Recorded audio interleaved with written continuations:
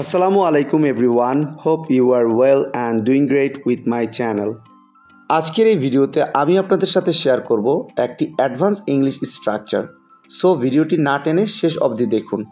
আমার আসার সময় হবে না, তোমার খাওয়ার সময় হবে না, তাদের পড়ার সময় হবে না, আমাদের লেখার সময় হবে না। এই প্রতিটা বাক্যে যে জিনিসটা কমন আমরা দেখতে পাচ্ছি সেটা হলো সময় হবে না। সো যখন আমরা কোনো সেন্টেন্সে সময় হবে না বাক্যটি দেখতে পাবো, সেক্ষেত্রে আমাদের ব্যবহার করতে হবে won't have time.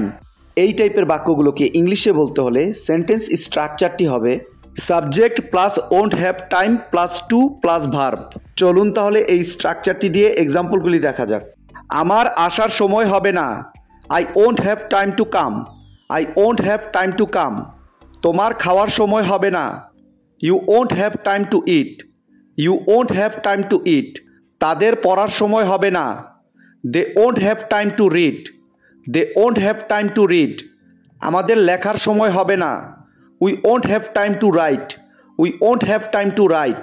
I hope এই স্ট্রাকচারটা আপনারা ভালোভাবে বুঝতে পেরেছেন। Now it's your turn. তোমার খেলার সময় হবে না, তোমার খেলার সময় হবে না। এই বাক্যটি ইংলিশে কী হবে আপনারা কমেন্টে লিখে জানাবেন।